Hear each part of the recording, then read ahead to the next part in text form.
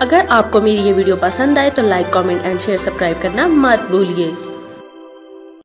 السلام علیکم دوستوں، میرا نام ہے پلوشہ شین اور میں پڑھنے جا رہی ہوں آج کا ناول جس کا نام ہے ضبط غم، جسے لکھا ہے فضا عادل نے، اور آپ آواز سن رہے ہیں پلوشہ شین۔ جی تو میرا نام ہے پلوشہ شین۔ اس کے 16 پارٹ آپ پہلے ملاحظہ کر چکے ہیں۔ اس کے 17 پارٹ میں آپ سب کو ویلکم کرتی ہوں۔ تو چلیں شروع کرتے ہیں۔ شام کو تقریب میں شہزیب اکیلا ہی آیا تھا۔ ارسلان نے اسے یونیورسٹی میں کہہ دیا تھا کہ وہ اس کی پارٹی میں نہیں جائے گا۔ شہزیب نے دوبارہ اس موضوع پر اس سے بات نہ کی تھی۔ عشاء کی نماز کے بعد وہ فلیٹ کی طرف چلا گیا، جبکہ شہزیب وہیں سے کیب پکڑ کر سلور شائن آ چکا تھا۔ سلور شائن ایک بہت بڑا ہوٹل تھا، جس میں انڈر گراؤنڈ کلب ہی اس کو سب سے الگ اور منفرد ثابت کرتا تھا۔ اس نے اب تک صرف بارز اور کلبز کے نام ہی سنے تھے۔ وہ پاکستان کے نائٹ کلبز میں بھی کبھی نہ گیا تھا، اور اب ایسا تھا کہ وہ امریکہ کے بہت بڑے شہر کے سب سے بڑے اور مہنگے کلب میں کھڑا تھا۔ اس نے ارد گرد نظر دوڑائی۔ اس سے اپنی یونیورسٹی کے بہت سے جانے پہچانے چہرے نظر آئے۔ وہ ان کے ساتھ چلتا ہوا انڈر گراؤنڈ بار میں آ گیا۔ بار میں لگی ڈسکو لائٹس بار کے منظر کو عجیب، سحرانگیز اور دلکش بنا رہی تھی۔ بہت سے لڑکے لڑکیاں وہاں گھوم پھر رہے تھے، کچھ دارو بنا رہے تھے اور کوئی پی کر ڈانس فلور پر رنگ برنگی لڑکیوں کے ساتھ جھوم رہا تھا۔ اسے ایک کونے میں شوبی کھڑا نظر آیا تو وہ اس کی جانب بڑھ گیا۔ وہ انتہائی فراخ دلی سے بغل گیر ہوا۔ ارسلان کہاں ہے یار؟ اس نے پہلا سوال ہی یہ پوچھا۔ اس کی طبیعت کچھ سیٹ نہیں تھی، اس لیے نہیں آ سکا، شہزیب نے بہانہ بنایا۔ اوہ سیڈ، اوکے جی چلو تم تو آؤ۔ نہیں یار، میں وہاں سائٹ پر بیٹھتا ہوں، تم سب انجوائے کرو۔ اس نے ایک کونے میں پڑی ٹیبل کی طرف اشارہ کیا۔ نہیں، کیوں تم نہیں آؤ گے؟ چلو کچھ چل کر پی لو۔ نہیں میں نہیں پیتا۔ کمال ہے، شوبی کو اس کے انکار پر حیرت ہوئی۔ ہاں کمال تو ہے، شہزیب نے ہنستے ہوئے کہا۔ چلو تمہارے لیے کوئی کولڈ ڈرنک منگواتا ہوں۔ نہیں اس کی ضرورت نہیں ہے یار، تم تکلیف مت کرو۔ تکلیف کیسا؟ تم چپ کر کے یہاں بیٹھو، کیک کٹے گا، اس کے بعد کھانا کھا کر جانا۔ اچھا، یہ جس حساب سے آپ نے ٹینک فل کر رہے ہیں، کیا یہ کیک بھی کاٹیں گے اور اس کے بعد کھانا بھی کھائیں گے؟ اس نے لڑکوں کی طرف اشارہ کرتے ہوئے کہا، جو گلاس پر گلاس اپنے اندر اور اوپر نیچے انڈھیلتے جا رہے تھے۔ ہاں ہاں، یہ ان کا روز کا معمول ہے، انہیں کچھ نہیں ہوگا، تم اپنی بات کرو۔ چلو تم بیٹھو، یہاں بیٹھ کر ان کا تماشا دیکھو۔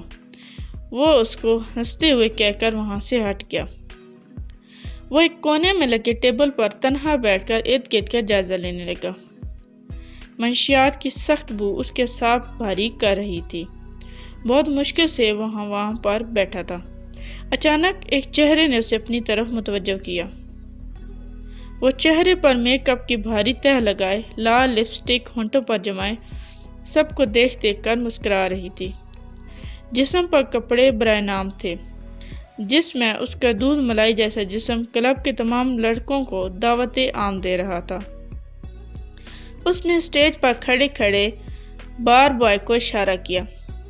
ایک لڑکا ڈرنک کا ٹرے لیے اس کے قریب آیا تو اس نے جھومتے ہوئے ہاتھ آگے بڑھا کر وسکی کی پوری بوتل اٹھاتے ہی منہ سے لگا لی۔ لڑکے نے اسے کچھ کہا تھا، شاید وہ اسے زیادہ پینے سے منع کر رہا تھا، مگر وہ نفی میں سر ہلاتے ہوئے ڈانس فلور پر چڑھ گئی اور ناچنے لگی۔ ساتھ ہی وہ ہاتھ میں پکڑی بوتل میں موجود وسکی گھونٹ گھونٹ پی رہی تھی۔ اس نے دیکھا فلور پر رقص کرتے بیشتر لڑکے اس کے ارد گرد جھومنے لگے۔ وہ بھی کسی ریموٹ کی طرح ان کے سامنے ناچ رہی تھی، جھوم رہی تھی، مسکرا رہی تھی۔ شہزیب کو اس کی مسکراہٹ سے خوف آنے لگا، مگر پھر بھی ٹکٹی باندھے اسے دیکھ رہا تھا۔ کون ہے وہ؟ شہزیب نے خود سے سوال کیا۔ پھر وہ اپنی سیٹ سے اٹھ کھڑا ہوا۔ وہ تیزی سے ڈانس فلور کی جانب بڑھ گیا۔ قریب جا کر وہ رک گیا۔ وہ لڑکی ابھی بھی ناچ رہی تھی۔ وہ اس کے قریب تھا، بہت قریب تھا۔ وہ ناچتی ہوئے واپس پلٹی، پھر وہی ساکت ہو گئی۔ شزیب مسلسل اسے دیکھ رہا تھا۔ اس کی نگاہیں اس لڑکی کے چہرے پر ٹھہر چکی تھی۔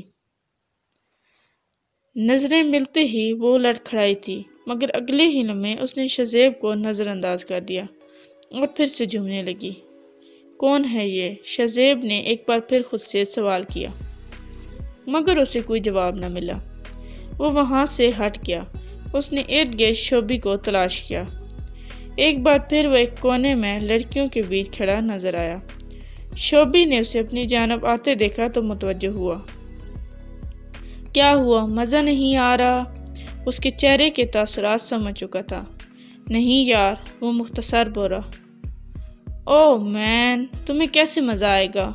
مجھے وہ بتاؤ، میں وہ ارینجمنٹس کروا دیتا ہوں، اس نے مسکراتے ہوئے کہا۔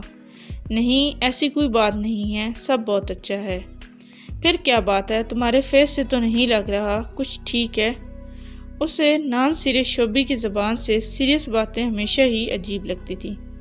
پھر بھی اس وقت وہ اس کی کہی بات پر غور کرنے کے بجائے اصل نقطے پر آیا۔ وہ جو ریڈ کاسٹیوم والی لڑکی ہے فلور پر، وہ کون ہے؟ نام کیا ہے اس کا؟ اس نے بات مکمل کی تو شوبی کھلکھلا کر ہنس دیا۔ واہ بھائی، کیا بات ہے جگر! تو نام کو کیا کرتا ہے، میں ملاقات کرا دیتا ہوں، اس نے ہنستے ہوئے کہا۔ نہیں یار، جو پوچھا ہے اس کا جواب دو۔ شزیب کو اس کا یہ انداز ناگوار لگا۔ اچھا بتاتا ہوں، یہ روز ہے۔ وہ اپنی ہنسی ضبط کرتے ہوئے بولا۔ کون روز؟ وہ دوبارہ بولا۔ بھائی، یہ ایک خاص لڑکی ہے، مخصوص کاموں کے لیے آتی ہے، تمہارے کام کی نہیں ہے۔ تم کیوں پوچھ رہے ہو؟ اس نے جواب میں سوال کر ڈالا۔ یار کیا مطلب؟ شزیب کو اس کی بات سمجھ نہ آئی۔ چھوڑو تم مطلب کو، پھر کیا کبھی بتاؤں گا۔ اب چلو چل کر کیک کاٹتے ہیں۔ اس نے اس کی بات کاٹتے ہوئے اسے بازو سے پکڑا اور ٹیبل کے پاس لے گیا۔ کچھ ہی دیر میں سارے دوست ہال کے مختلف کونوں سے اٹھ کر ان کے آس پاس جمع ہو گئے۔ روز بھی انہی میں سے تھی۔ اس نے کیک کاٹا، سب نے مل کر سالگرہ کا گیت گایا۔ شزیب کی نگاہیں مسلسل روز پر تھیں۔ روز نے پہلی بار اسے دیکھنے کے بعد دوبارہ اس کی طرف نہ دیکھا۔ پارٹی سے فارغ ہو کر وہ واپس گھر آ گیا، مگر وہ مسلسل کھویا ہوا تھا۔ کیسی رہی پارٹی؟ ارسلان نے دروازہ کھولتے ہی پوچھا۔ اچھی تھی، اس نے اندر آتے ہوئے مختصر جواب دیا۔ انجوائے کیا تم نے؟ ارسلان نے دوبارہ پوچھا۔ ہاں یار، کیا ہے، میری طبیعت کچھ ٹھیک نہیں ہے، میں سونا چاہتا ہوں۔ وہ جوتے اتارتے ہی اٹھ کر اپنے کمرے میں چلا گیا۔ ارسلان کو اس کے انداز عجیب لگا۔ تھک گیا ہوگا، اس نے دل ہی دل میں سوچا۔ پھر وہ بھی سونے چلا گیا۔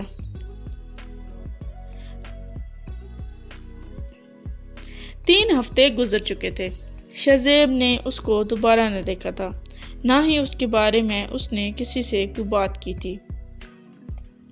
سنڈے کو وہ دونوں ساتھ شاپنگ سینٹر گئے تھے۔ دونوں نے سردیوں کی کچھ ضروری شاپنگ کی اور اکٹھے کھانا کھایا۔ وہ دونوں سارا کام ختم کرنے کے بعد کیب کی طرف آ رہے تھے جب شزیب کو اپنے شاپنگ بیگز کم لگے۔ مجھے لگتا ہے میں بلو شاپر والا اسی اسٹور پر چھوڑ آیا ہوں، اس نے شاپنگ بیگز چیک کرتے ہوئے کہا۔ ارے یار، اتنی دور واپس جانا پڑے گا۔ ارسلان نے بھی اس کی شاپنگ بیگز کی طرف دیکھا۔